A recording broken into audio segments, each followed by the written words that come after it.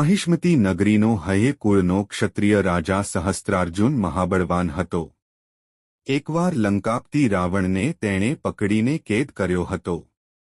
આવો પ્રતાપી સહસ્ત્રાર્જુન પોતાના રસાલા સાથે ફરતો ફરતો એકવાર ઋષિ જમદગ્નિના આશ્રમમાં જઈ ચડ્યા. ઋષિની પાસે એક કામધેનુ ગાય હતી. તેની કૃપાથી ઋષિએ રાજાની સારી આગતા સ્વાગતા કરી. ઋષિનું આ ઐશ્વર્ય જોઈ સહસ્ત્રાર્જુનને ઈર્ષા આવી. તેણે ઋષિ પાસે કામધેનુની માગણી કરી અને ઋષિએ ના પાડી એટલે બળજબરીથી કામધેનુને લઈ ચાલવા માંડ્યો. રાજાના ગયા પછી ઋષિના સૌથી નાના પુત્ર પરશુરામ બહારથી આશ્રમમાં આવ્યા.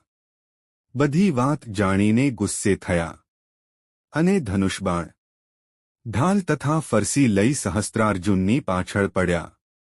સહસ્ત્રાર્જુનની મોટી સેનાનો પરશુરામે એકલા હાથે સંહાર કરી નાખ્યો ને ફરસીથી રાજાના હાથ અને માથું ઉડાવી દીધા. પછી ગાયને લઈને તે આશ્રમમાં પાછા આવ્યા. ત્યારે રાજાના વધની વાત જાણી ઋષિએ કહ્યું, હે રામ, તે ઠીક નથી કર્યું. આપણે બ્રાહ્મણો ક્ષમાથી શોભીએ છીએ. હવે તું તીર્થયાત્રા કરી તારા પાપનું પ્રાયશ્ચિત કર. પરશુરામ 1 વર્ષ સુધી તીર્થયાત્રા કરી આશ્રમમાં પાછા આવ્યા.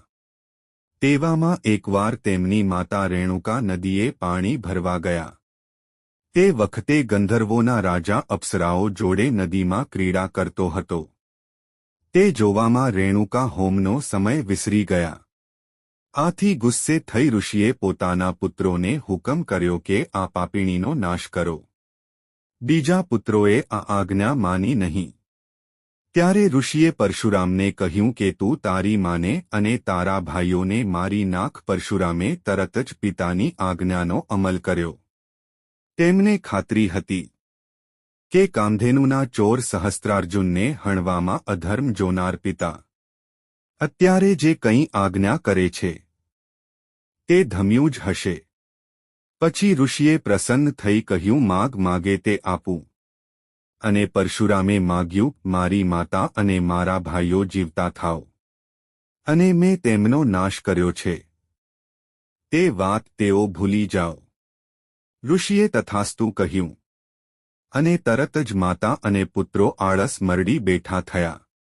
બીજી તરફ સહસ્ત્રાર્જુનના પુત્રો પિતાના વધનું વેર લેવા ટાંપી રહ્યા હતા. એક દિવસ આશ્રમમાં જમદગ્નિ ઋષિ એકલા હતા. તેવામાં તેઓ આશ્રમ પર ચડી આવ્યા ને ઋષિનું માથું કાપી લઈ ગયા. પરશુરામને ખબર પડતા તે તરત દોડી આવ્યા ને ફરસી લઈ ક્ષત્રિયોનો સંહાર કરવા નીકળી પડ્યા. માહિષ્મતી પહોંચી તેમણે સહસ્ત્રાર્જુનના પુત્રોના માથા કાપી તેનો ડુંગર ખડક્યો. રેણુકાએ 21 વાર પતિના મૃત્યુથી છાતી કૂટી હતી. એટલે પરશુરામ 21 વાર પૃથ્વીને નક્ષેત્રી કરી હતી અને પિતાના ધડની સાથે તેને સાંધીને પિતાને તેમણે જીવતા કર્યા. ક્ષત્રિયોના લોહીના નવધરા ભર્યા હતા. પછી પિતાના મસ્તકને યજ્ઞમંડપમાં લાવી પછી સર્વ પૃથ્વી બ્રાહ્મણોમાં વહેંચી દઈ ચિત્તવૃત્તિ શાંત થતા તેઓ મહેન્દ્ર પર્વત ઉપર ચાલ્યા ગયા. આ પ્રમાણે જગતના આત્મા શ્રી હરિએ ભૃગુઓના વંશમાં અવતાર લઈને પૃથ્વીના ભારૂપ અનેક રાજાઓનો નાશ કર્યો હતો. બોલો જય કેશવ પરશુ સ્વરૂપ, જય જગદીશ હરે. જો તમને આ વિડિયો પસંદ આવ્યો હોય તો વિડિયોને લાઇક કરો અને સબસ્ક્રાઇબ કરો.